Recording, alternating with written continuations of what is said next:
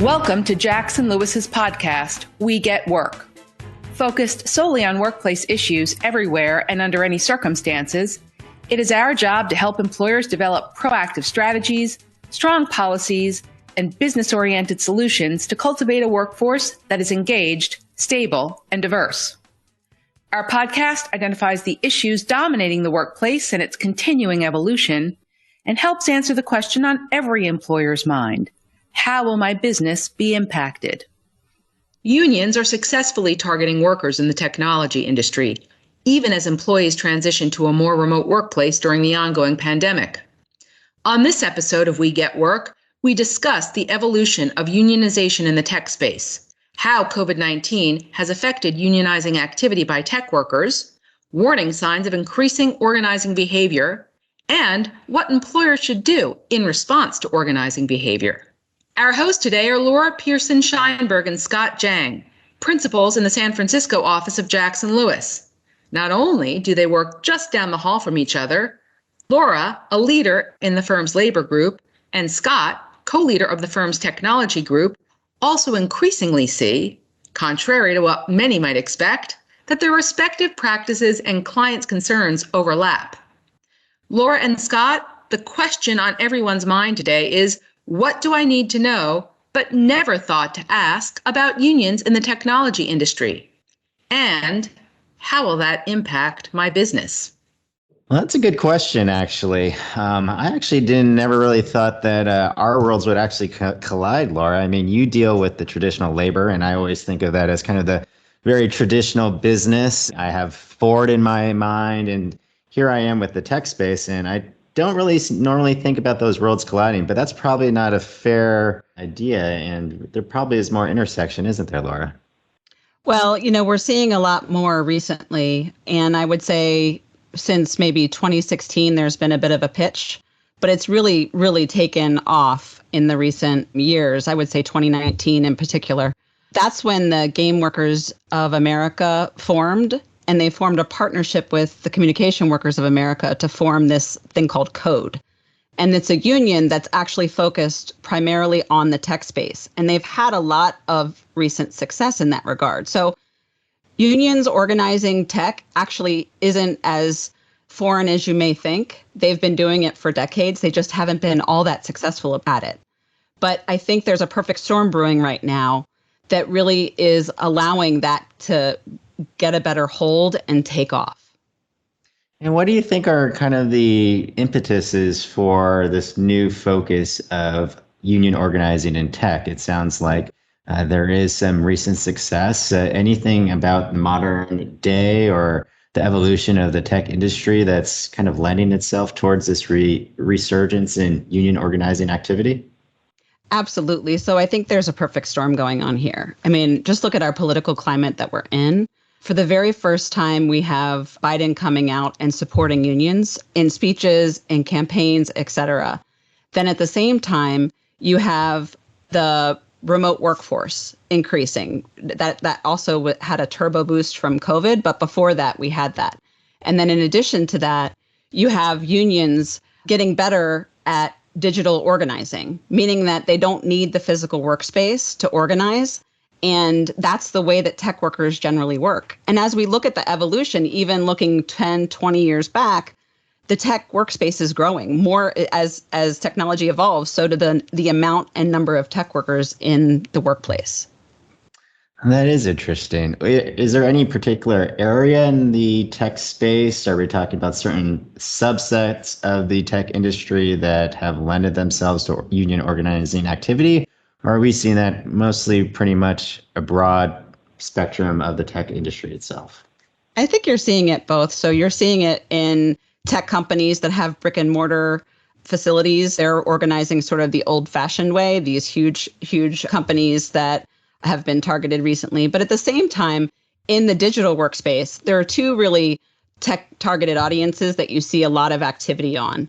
One is video gamers, the people who create video games, and just software engineers generally. And that's really sort of what I see as a more unique peak as compared to like the brick and mortar. You expect that in digital companies, tech companies will have, for example, warehouses. And, whenever you have warehouses, call centers, et cetera, you're going to have that opportunity for traditional union organizing. But what I'm seeing a unique peak on is the digital reach out. There's no more paper, authorization card, and that's how you generally gain union support in the old fashioned way. They're all done digitally. There's Zoom meetings as opposed to like meet up at the local bar or cookout to gain support. They're doing it through social justice and social awareness issues. They're creating, whether it be rallies or talks or, that kind of thing that are sponsored by unions, and they're getting just a different audience. It's a different target audience. And unions are evolving in a way that they are looking like the group that they're trying to organize. So this isn't new. When they were organizing nurses, they had nurses that they brought on staff to then reach out to employees. They're doing the same thing in the tech space. They are hiring and working with software engineers, former tech employees that know the language, they look like them, they talk like them, they speak their lingo, and that's how they're getting more and more success in organizing. Oh, well, that is an interesting aspect of the outreach by unions. I never really thought of how unions have to adapt to their audience, specifically these tech workers who probably look a lot different than their traditional targets in the more traditional economy.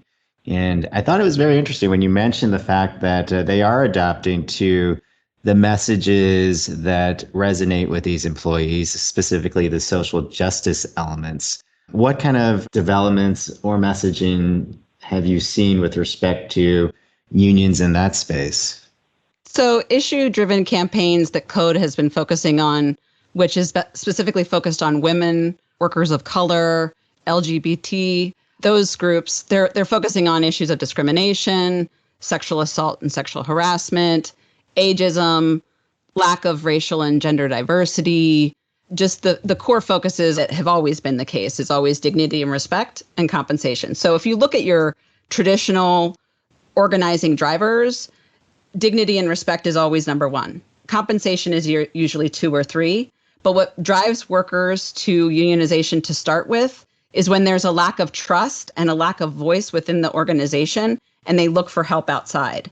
And so what happens is the unions are creating sort of a virtual hug around these folks, reaching out to them on issues that they care about, and already have that connection, and then they work their way in that regard.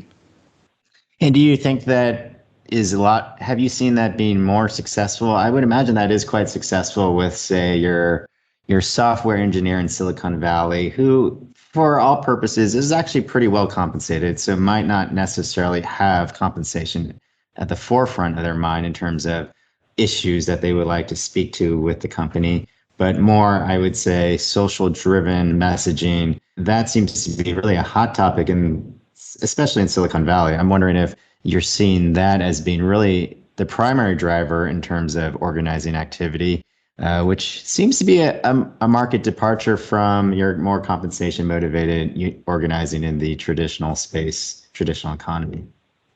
So we're seeing it all across organizing generally, but certainly you're absolutely right? So I think the hook that the unions are using is the social issue. I think the issues are the same across workplaces. And I think, everybody will say that they don't make enough money, even if they make a lot more money than disparity to other groups. And I think it's more about the software engineers having a voice, and that the pay disparity between themselves and the management is really where the rub is. And so that's the part that the unions grab hold of is, don't you want a voice? Don't you want to say? And COVID has put that into a fever pitch. And the reason why COVID has is because you've seen layoffs in these spaces where you've never seen layoffs before. You've seen an increase in temporary workers that gives this job insecurity feeling to the traditional employee where they're like, wait, I'm not safe. I need to go outside for protection. Where am I going to go? Well, if I know in this space that there's these issues that I feel passionate about and there's some affinity there's coalition, that's where they're going to go. That's where they're going to join. Well, you raise a good point about COVID. I find that a lot of employees have felt a sense of kind of isolation in this new COVID world in which everyone is connecting by Zoom and there's kind of a lack of connection. Have we seen that impact the way that unions are organizing? Does that affect in some way the ability to unions to actually aggregate employees and get them thinking about collective rights? So unions have been very good at adapting with the times. They are digitally savvy. They're aligning more and more with the tech worker. They already have engaged, robust digital partners and in-house capabilities. They're extremely active and aggressive on social media through the use of Twitter, Facebook, TikTok, and others. They have shadow campaigns and algorithms that they're using for targeted messages to folks. So they are extremely advanced and savvy in this regard. So as workers try to reach out, they're several steps behind the unions who already have these huge, robust in-house staffs that are doing a really great job about it because, frankly, they didn't have much chance.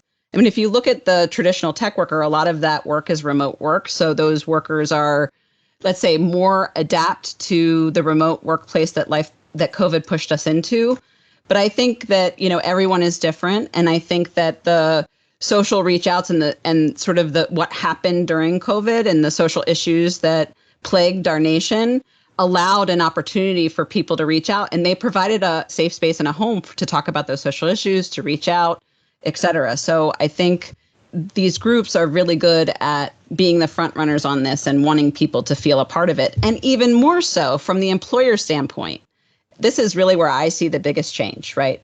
So from the employer standpoint, our clients are grappling with, if they're leading on these issues, if our employees want it, if the culture is changing, what do we say in response as the employer? Do we say the traditional message of, we don't want this, we need our maximum flexibility? Because that's historically, Silicon Valley employers have been known to be somewhat anti-union because of that lack of flexibility in particular. But as we, and I don't necessarily see that at all with my clients, but that's the reputation, so to speak.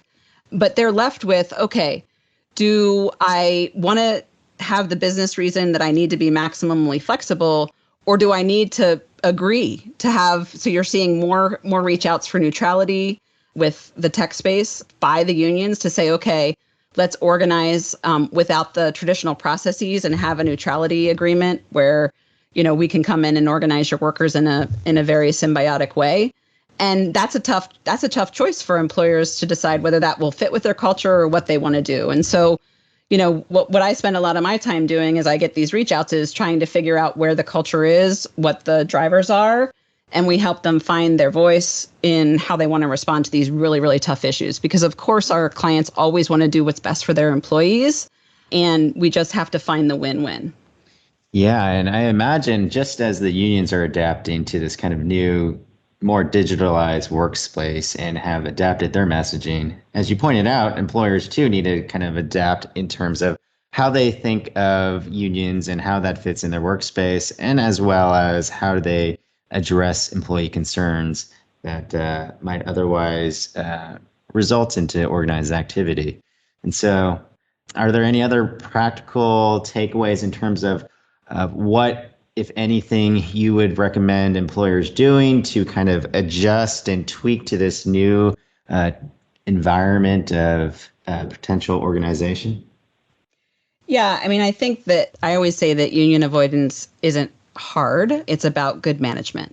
And the factors that keep companies union free are the same factors that make a good management team. So you always need to constantly assess your supervisors and your managers and make sure they're doing the right thing. The don't be a jerk rule, I think, is super important.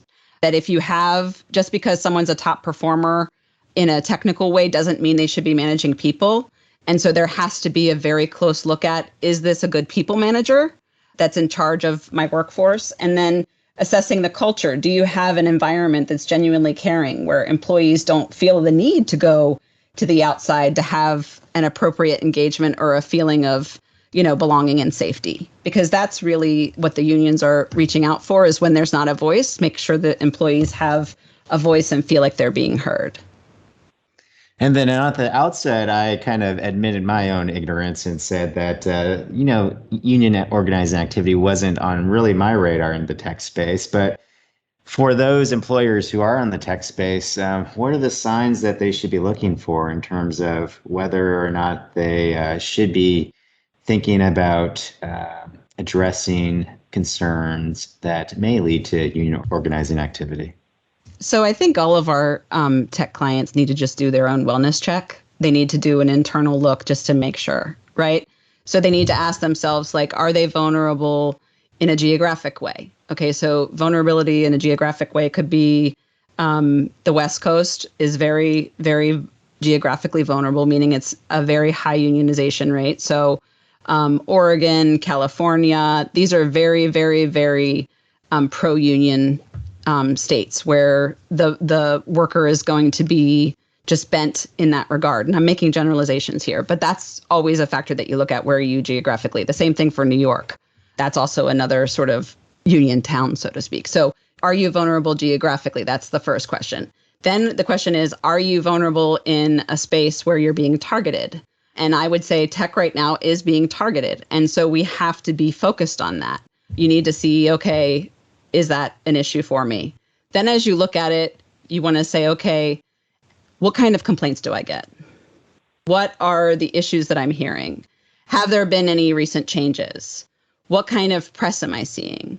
And if there is any of these issues that we're talking about, like a fever pitch discussion about feeling that their voice is heard, collective language, like, the we, the us, the them, we don't feel respected. When you hear the Aretha Franklin, R-E-S-P-E-C-T, you got to take a double, right? You got to say, oh my gosh, I got to, this is a sign. And it's not going to be the signs that you got to see before where we take, when you see multiple people groups that are unusual congregating together, or, requests for policies, like those are the traditional kind of things. But in this remote type workspace and in this ever evolving, we have to be a little bit more tuned in. We have to adjust our radar to see, are we getting a different kind of complaint? Is it a collective complaint about our working conditions? Like, are we doing the right thing? Did we put out a policy or something that the policy wasn't exactly received the way that we intended? Do we need to make an adjustment there? And when you don't have a union, you can make those adjustments very, very fast, right? You can make them very quickly. And that's, you need to show responsiveness to those concerns. And so the worst thing I see clients doing is polling their employees, asking them questions after questions. And that's a great, great vehicle, so long as you take the polling into account and adapt to the answers. If you're going to ask the questions, you have to be willing to address it, to make the changes according to what you're seeing in the answers. Because I see a lot of clients, I polled them and this is all the things that they're saying. Okay, well, did you change the policy or to adapt that? No, we can't do that. So just be careful about those kind of reach outs. But really, I would say that we all should do a wellness check as a tech employer, and then if you feel like there's some concern, we can always help you with a vulnerability assessment and, do a deep dive if you have red flags as you do this internal check. And one of the other things that a lot of my tech clients are always aware of, and that is the press, and the idea that the tech space is always under this constant microscope. And whenever something arises in the tech space, there tends to be a lot of press. So any recommendations or advice for how tech companies message their union organizing, the way that they address union organizing with respect to how it's perceived in the public or to the press? Any ideas on that? Yeah, that's a really good question. So we've been engaged by a lot of clients that come to us and ask us, what is our union-free strategy or our strategy with respect to how we deal with unions? It might not be union-free because, again, our clients run the gamut of their position. And so a lot of times we spend a significant amount of time with clients just discussing, what is your position on unions? How are you going to articulate this to the press, to the workforce? Because we have a lot of clients who have political ties that they have to, regulatory type stuff that they have to be adaptable to, and they cannot be aggressively anti-union. There might be some statutory reasons. There's lots of different reasons around then as to why they have to take a certain position where they want to be pro-employee, I say. So don't be anti-union, be pro-employee. And so we do a lot of proactive pro-employee relations training for managers, just going over the key factors of consistency is key, the sundown rule, make sure you're talking to an employee when they come to you with the question, get back to them by the close of the shift to say, I'm still thinking about you. I'm going to get back to you on that issue so that they know that you haven't forgotten. When you actually make changes, go back to the employee and say, hey, I looked into this. This is the result. Because a lot of times employees may ask for things or complain about things and managers address it, but then never get sort of the credit for addressing it and getting back to them. So really, it's just, like I said, this isn't new. It's just sort of evolving and adapting. So all those basic tenets of good management will get you the longest way to the goal. Well, that's great. That definitely has really made me realize that I need to pay a lot more attention to this space. And so I think that's some really great practical advice in terms of both identifying union organizing activity in the tech space, as well as practical advice of how to address that, both with respect to the employee base and also to the broader public, because I do think, again, the tech space does seem to be under a microscope and tends to have greater visibility in the public space. So I think that's all great advice. Yeah, I think, steps you should take now is, again, address legitimate employee issues, make sure your supervisors are trained both as to how to be a good manager and also sort of on their obligations under the law so that they do the right thing and that they can actually recognize when there's collective activity and concerted protected activity that's protected under the law, whether you're unionized or not. So as employees come together and complain, we have to remember that we cannot take action against those employees. We would not retaliate against those employees because that would actually be a violation of the National Labor Relations Act. So, and then as you feel, as any tech clients would feel, hey, I feel like I have a concern here. Well, it doesn't take much to do a deep dive into it because we're doing this all the time for all of our clients. So we can help let you know whether it's a real concern or just kind of keep it on your radar, but it's not, a red flag. Well, you could definitely expect more calls from me, Laura. I always like to hang out with you, Scott, so you got it.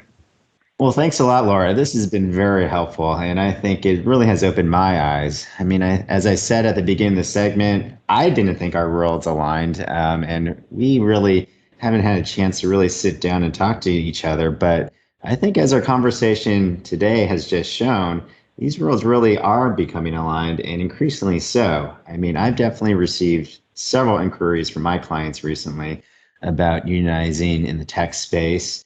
And as I prepared for this podcast, I too dug around and saw that there was quite a bit of coverage from even the other side on this space. And they're definitely thinking about these issues and have it on their radar. So it definitely emphasizes the fact that probably I should be having that on my radar as well. So as I said earlier, I will definitely be calling you a lot more, Laura. So please keep me on speed dial and pick up my calls when you see them. You got it, Scott. We'll be ready for you when you call. Thank you for joining us on We Get Work. Please tune in to our next program, where we will continue to tell you not only what's legal, but what is effective. We Get Work is available to stream and subscribe on Apple Podcasts, Google Podcasts, Lisbon, Pandora, SoundCloud, Spotify, Stitcher, and YouTube. For more information on today's topic, our presenters, and other Jackson Lewis resources, visit jacksonlewis.com. As a reminder, this material is provided for informational purposes only. It is not intended to constitute legal advice, nor does it create a client-lawyer relationship between Jackson Lewis and any recipient.